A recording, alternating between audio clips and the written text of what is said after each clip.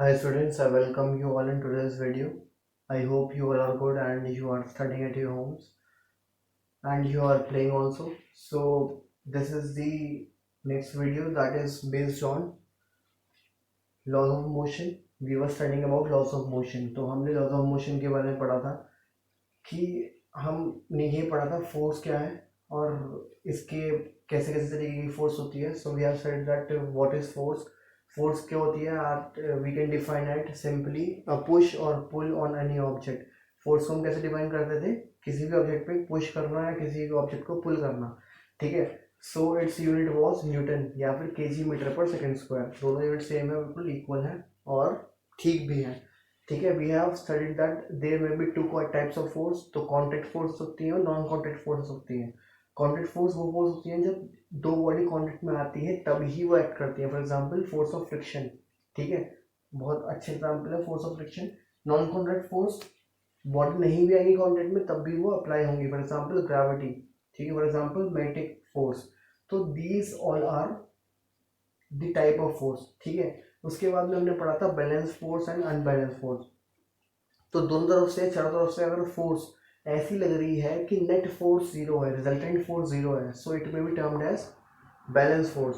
और अगर ऐसा है कि कुछ नेट फोर्स वैल्यू आ रही है, that is unbalance force. So we have studied this much. हमने ये सारी चीज़ें पढ़ ली थी. So the now chapter starts and it is very important that what we are going to study today. तो आज जो हम पढ़ने जा रहे हैं that is Newton's laws of motion. तो न्यूटन के लॉ पे ही सब कुछ बेस्ड है. I hope you must have heard that story कि वो एप्पल गिरा न्यूटन के ऊपर एंड ही थॉट कि वो एप्पल नीचे क्यों आया and he discovered about the gravity. तो एप्पल गिरने पे ही discovered about the gravity and he has given different laws that are basically three laws. जो मेन लॉज हैं that are Newton first law, law of inertia बोलते हैं. Newton second law that is law of momentum and third law action reaction. तो ये तीनों इतने ज़्यादा important हैं that they are being applied in our day to day life. मतलब कोई भी चीज़ अगर आप देखोगे, whether we are moving, whether we are travelling somewhere, whether we are at state of rest, कोई भी चीज़ अगर आप देखते हो तो उसमें न्यूटन का लॉ अप्लाई हो रहा होगा 100%. ठीक है. So they are very much important. So let us start with the first law.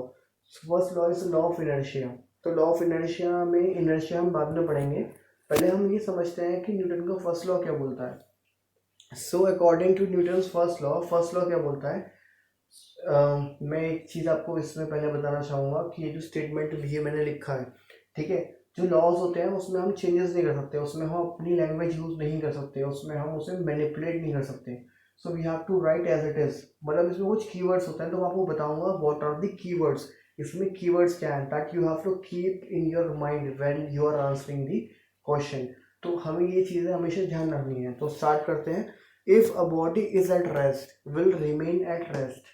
If a body is in motion, will remain in motion in a straight line until and unless an external force acts on it. ठीक है. तो हम कैसे लिखेंगे इसे according to Newton first law. If a body is at rest will remain at rest. If a body is in motion will remain in motion in a straight line until and unless an external force is applied on it. तो अब इसमें देखते हैं keywords क्या क्या है. तो keyword क्या क्या है. If a body is at rest will remain at rest. दोबारा से रेस्ट लिखना है कीवर्ड है. जब पहले रेस्ट में थी तब बाद में भी रेस्ट में रहेगी.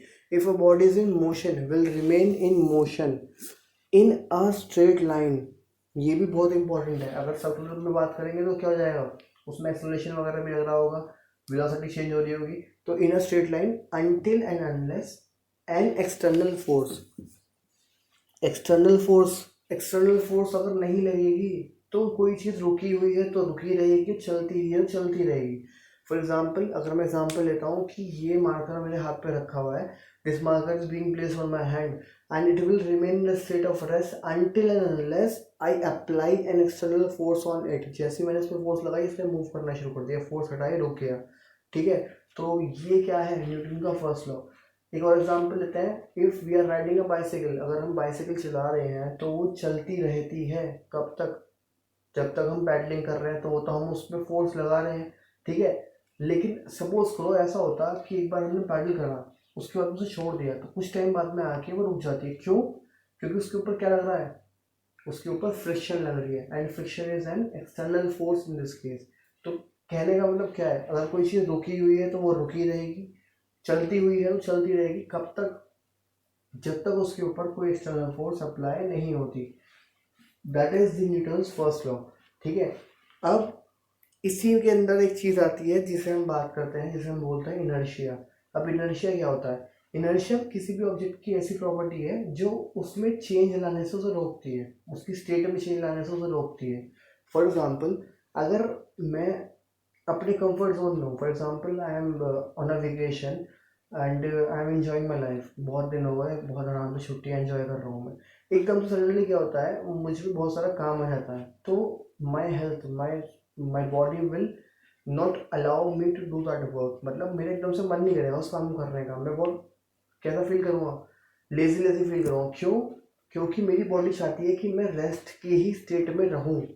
ठीक है, सो हम इनर्शिया को ऐसे समझ सकते हैं, जैसे अगर कोई चीज़ रुकी हुई है, जैसे हमारे साथ रुका हुआ है, तो मैंने इसमें थोड़ी सी फोर्स लगाई, ये अभी मूव नहीं करा, मैंने थोड़ी और फोर्स लगाई तब जाके ये मूव करा। जब मैंने थोड़ी फोर्स लगाई और ये मूव नहीं करा, क्यों मूव नहीं करा? क्योंकि इसकी जो इनर्शिया है वो उसे मूव कराने से रोक रही है। ठीक है, अगर ये मूव कर रहा है तो चलता ही चला जाएगा, एकदम से नहीं रुकेगा। जैसे for example, you are riding a bicycle, you are riding a scooty, you are riding a car, कुछ भी आप राइड कर रहे हो, एकदम से आपने ब्रेक अप्लाई करे, जैसे ही आप ब्रेक अप्लाई करते हो एकदम से जहाँ ब्रेक मारे वहीं रुकते थे, थोड़ा आगे आके रुकते हो। क्यों? क्योंकि आपका जो व्हीकल है, आपकी जो बॉडी है, that is in the state of motion. तो इनर्शिया ऑफ मोशन क्या चाहती है? उसे मूव कराना। तो इनर्शिया क्या है? इनर्शिया अगर हमें डिफाइन करना है तो how can we define inertia? Inertia is the inherent property of an object. Inherent का मतलब होता है अपने आप, पहले से। Like you are inheriting the traits of your parents, your offsprings. मतलब आपके अंदर वो प्रॉपर्टीज हैं जो आपके पेरेंट्स में होती हैं, so you are inheriting that properties. तो it is inherited property of an object that opposes the change in state of rest और ऑफ मोशन। अगर रुका हुआ है ऑब्जेक्ट तो रुका रहना चाहेगा, और अगर मूव कर रहा है तो मूव करते रहना चाहेगा। That is the inertia. अब इनर्शिया जो होती है वो कितने तरीके की होती है? We have to study inertia in the three categories: inertia of rest, inertia of motion, inertia of direction. Inertia of rest, inertia of motion and inertia of direction. तो inertia of rest क्या बोलती है? अगर कोई चीज़ rest पे तो rest पे रहना चाहेगी, जो कोई चीज़ रुकी हुई है उसके अंदर inertia अप्लाई हो रही है, that is inertia of rest। ठीक है, अगर कोई चीज़ मूव कर रही है और वो मूव करना चाहेगी, that is inertia of motion।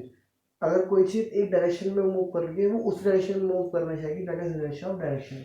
इसके हम एक एग्जाम्पल समझते हैं। फॉर एग्जाम्पल, सबसे पहले इनर्शिया ऑफ रेस्ट का एग्जाम्पल बहुत सारे हो सकते हैं, बट कोई भी कॉमन एग्जाम्पल ले लेते हैं। For example, we are sitting on a bike, bike पे हम बैठे हुए हैं and we are the pillion rider, मतलब हम पीछे बैठे हुए हैं, and one of our friend is trying to ride the bike. उसने क्या करा, एकदम से एक्सलेट कर दिया। हम कहाँ थे? अभी रुके हुए थे, और जैसे एक्सलरेशन हुआ हम एकदम से आगे की तरफ चले, तो हमारी बॉडी क्या होती है? पीछे की तरफ गिरती है, हमें एकदम से पीछे की तरफ क्या लगता है? झटका लगता है। क्यों? क्योंकि हम रेस्ट पे हैं, and our body, inertia of rest, try to keep our body at rest. ठीक है, so that is because of inertia of rest. Our lower portion is in the rest position, while in the upper position, upper body, upper part of our body is in motion. So because of inertia of rest, that part try to be at rest only. ठीक है, that is inertia of rest. Inertia of motion का example बताया था। For example, you are riding अब bike, एकदम से break लगाए तो हम आगे की तरफ गिरते हैं, या फिर यू आर राइडिंग इन अ बस, बस में जैसे ब्रेक लगते हैं तो हम जैसे ब्रेक लगते हैं हम आगे की तरफ गिरते हैं। क्यों? बस तो रेस्ट में आ गई, लेकिन हमारी बॉडी अभी भी क्या है? मोशन में। तो हम इनर्शिया ऑफ मोशन क्या जाएगी कि वो मोशन में ही कंटिन्यू करती रहे। ठीक है, inertia of direction, for example, you are driving a car and you are sitting with someone. ठीक है, कोई और चला रहा है, ये मान के चलो। ठीक है, जैसे ही एक टर्न आया, एकदम से उन्होंने स्टीयरिंग मूव घुमा दिया लेफ्ट की तरफ। जैसे ही लेफ्ट की तरफ तुम मुड़ोगे, तुम दूसरी तरफ गिरोगे। ठीक है, अगर लेफ्ट की तरफ हम मुड़ते हैं तो लेफ्ट की तरफ जब हम एकदम से शार्प टर्न लेंगे तो एक डायरेक्शन में हम गिरते चले जाएंगे। ठीक है, या फिर तो राइट की तरफ एकदम से, अगर उन्होंने राइट की तरफ व्हील घुमाया, जैसे कार ऐसे चल रही है, एकदम से राइट की तरफ घूमे, कार जब राइट तरफ घूमी तो आप दूसरे डायरेक्शन में गिरोगे, जिस डायरेक्शन में आप चल रहे थे उस डायरेक्शन में। क्यों? That is because of inertia of direction. हमारी बॉडी कैसे आएगी? जिस डायरेक्शन में मोशन हो रहा है वही डायरेक्शन हम फॉलो करें, तो that is because of inertia of direction. इसका एक एग्जाम्पल और होता है, जैसे हमने एक स्टोन को एक साइड में बांधा और उसे घुमाना शुरू करा, जिस डायरेक्शन में हमने उसे छोड़ा, फॉर एग्जाम्पल इस पॉइंट पे छोड़ा तो वो सीधा जाएगा उस डायरेक्शन में, that is because of inertia of direction. ठीक है, तो that is the inertia, and inertia is very most important in Newton's law. तो हमने ये देख लिया इनर्शिया क्या होती है। इनर्शिया कितने तरीके की होती है? That is of 3 types: inertia of rest, inertia of motion and inertia of direction. So that is the Newton's first law. I hope Newton first law is clear to you. तो अगर हम बात करते हैं न्यूटन के second law की, that is based on momentum. तो सबसे पहले हमें ये पता होना चाहिए मोमेंटम क्या होता है। तो मोमेंटम को अगर सिंपली डिफाइन करना है तो मोमेंटम हम कैसे डिफाइन करेंगे? पी से डिनोट करते हैं, P is equal to M V. ये मोमेंटम का फॉर्मूला है। The product of mass and velocity of an object is called momentum. ठीक है, मास और वेलोसिटी के प्रोडक्ट को क्या बोलेंगे? मोमेंटम बोलेंगे। तो product of mass and velocity is called momentum. तो जितना मास ज़्यादा होगा उतना मोमेंटम ज़्यादा, जितनी वेलोसिटी ज़्यादा उतना मोमेंटम ज़्यादा। अब सपोज करो हमारे पास में एक ऑब्जेक्ट है जिसका मास 5 kg है, वेलोसिटी उससे मूव कर रहा है 10 मीटर पर सेकेंड, तो उसका मोमेंटम कितना हो गया? 50 kg मीटर पर सेकेंड। यूनिट क्या होगी इसकी? यूनिट क्या होगी? मास की यूनिट क्या होगी? kg। वेलोसिटी की मीटर पर सेकेंड, तो यूनिट क्या बन गई? kg मीटर पर सेकेंड। ठीक है, अब वही ऑब्जेक्ट क्या हो गया? 10 kg का हो गया, वेलोसिटी अब भी क्या है? 5, तो अब क्या हो गया? मोमेंटम 100। तो मतलब मास बढ़ाने पे मोमेंटम बढ़ गया, वेलोसिटी बढ़ाओगे तब भी मोमेंटम क्या होगा? बढ़ जाएगा। जैसे एग्जाम्पल सोचते हैं ऐसी, सामने से एक साइकिल आ रही है and you are standing in the middle of the road. ठीक है, आप ऐसे ही खड़ो, सामने से साइकिल वाला आया, उसने आपको हिट करा 5 kilometre per hour, 5 kilometre per hour की स्पीड से हिट करा, तो आपकी चोट लगेगी, कम लगेगी पर। ठीक है, 5 किलोमीटर पर आवर ज़्यादा नहीं होता। ठीक है, अब 5 किलोमीटर पर आवर की स्पीड से क्या आ रहा है? ट्रक आ रहा है, उसने आपको हिट करा, तो चोट कम लगेगी, ज़्यादा लगेगी? चोट बहुत ज़्यादा लगेगी। क्यों? क्योंकि momentum of truck is very much large as compared to the momentum of the bicycle, because the mass of truck is very much more than the mass of the bicycle। तो यहाँ पे क्या फैक्टर आ गया? यहाँ पे factor आ गया मास का। जिनमें जिनका मास ज़्यादा उसमें मोमेंटम ज़्यादा। तुम साइकिल को पीछे धक्का लगाओ, साइकिल मूव कर जाएगी, उतनी ही फोर्स से तुम ट्रक में धक्का लगाओ, you are trying to push the truck, वही फोर्स तुम ट्रक में लगाओगे, ट्रक मूव नहीं करेगा। क्यों? क्योंकि उसका मोमेंटम ज़्यादा है, और मोमेंटम ज़्यादा होने की वजह से इनर्शिया और रेस्ट भी ज़्यादा होगी। ठीक है, तो उसकी इनर्शिया क्या चाहेगी? कि वो रेस्ट की पोजीशन पे ही रहे। ठीक है, तो अगर मैं न्यूटन का सेकंड लॉ डिफाइन करता हूँ तो न्यूटन का सेकंड लॉ क्या बोलता है? The rate of change of momentum is directly proportional to the net force applied on it. दोबारा बताता हूँ, the rate of change of momentum is directly proportional to the net force applied on it. मतलब कहने का ये है कि जितनी ज़्यादा तुम फोर्स लगाओगे उतना मोमेंटम में चेंज आएगा, जितनी कम फोर्स लगाओगे उतना कम मोमेंटम में चेंज आएगा। ठीक है, तो इसका एक्सप्रेशन जो है we are going to study in the next video. Expression इसका हम नेक्स्ट वीडियो में देखेंगे कि इसका एक्सप्रेशन क्या होता है, मतलब हम इसे डिराइव कैसे करेंगे। हम second law F is equal to M A derive करेंगे, जिससे इसके एक्सप्रेशन से, सेकेंड लॉ से। ठीक है, तो उसमें हम क्या करेंगे? उसमें हम पूरा डेरिवेशन करेंगे फ्रॉम टॉप टू बॉटम, और न्यूटन का सेकेंड लॉ का एक तरीके से क्या हो जाएगा कि we have obtained F is equal to M A from Newton second law. ठीक है, तो बहुत ईजी होता है। ठीक है, तो एक बार अगर चाहो तो मैं अभी आपको बता देता हूँ, चलो एक बार कर ही लेते हैं।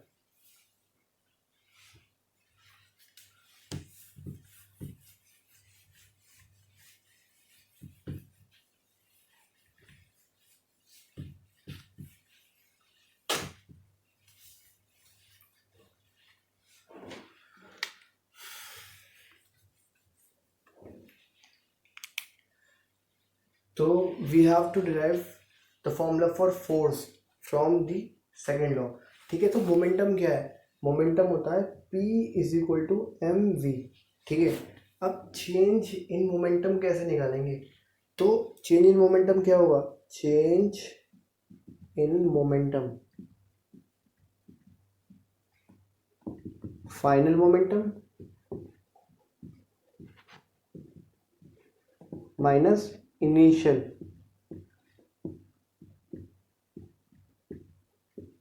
Momentum, final momentum minus initial momentum. अब फाइनल मोमेंटम में फाइनल वेलोसिटी भी होगी और इनिशियल भी होगी, तो ये क्या हो जाएगा M V minus M U, ये क्या आ गया हमारा, that is the change in momentum.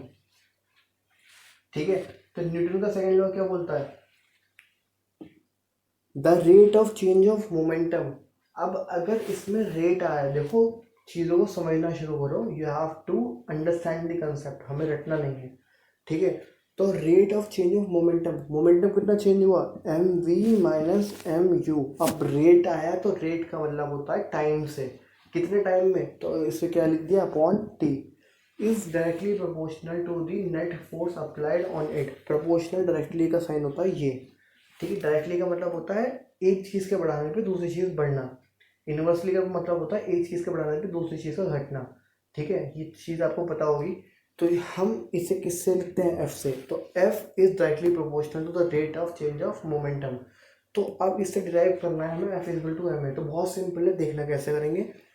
F proportional है, एम कॉमन ले लिया, v minus U upon T. अब v minus U upon T क्या होता है, एक्सेलरेशन। तो f proportional to M A, यहाँ लिख दिया where a is equal to v minus U upon T. ठीक है, प्रोपोर्शनल के साइन को हटाया तो यहाँ पे आया कांस्टेंट k एम ए, और k यहाँ पे क्या है 1, तो f क्या आ गया एम ए। एक क्वेश्चन था कुछ बच्चों का कि हमें कैसे पता लगेगा कि कांस्टेंट की वैल्यू क्या है, यहाँ पे 1 है 2 है क्या है, so we can not find out. इस सिंपल कंसेप्ट से हम नहीं पता लगा सकते, that is done by the scientist. Scientist ने फाइंड करा तब हमें बताया कि के की वैल्यू यहाँ पे 1 है, यह कुछ और भी हो सकती थी। जैसे अगर मैं बात करूँ एनर्जी की, तो एनर्जी का फॉर्मूला क्या होता है, 2 होती है kinetic energy, half M V square, तो हाफ वहाँ पे के की वैल्यू क्या है half.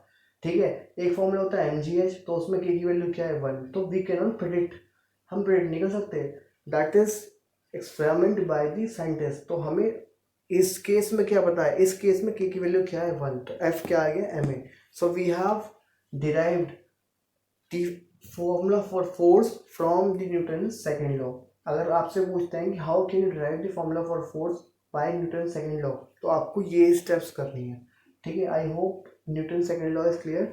We will see the applications of Newton second law, कि न्यूटन सेकंड लॉ के एप्लीकेशन क्या क्या है इन the next video. Till then keep studying, यहाँ तक अपने कंसेप्ट बिल्कुल क्लियर रखो। If you have any doubt you can ask in the comment section. If you like the video, then please hit the like button, and if you have not subscribed to the channel, then please subscribe to the channel. Thank you and keep studying.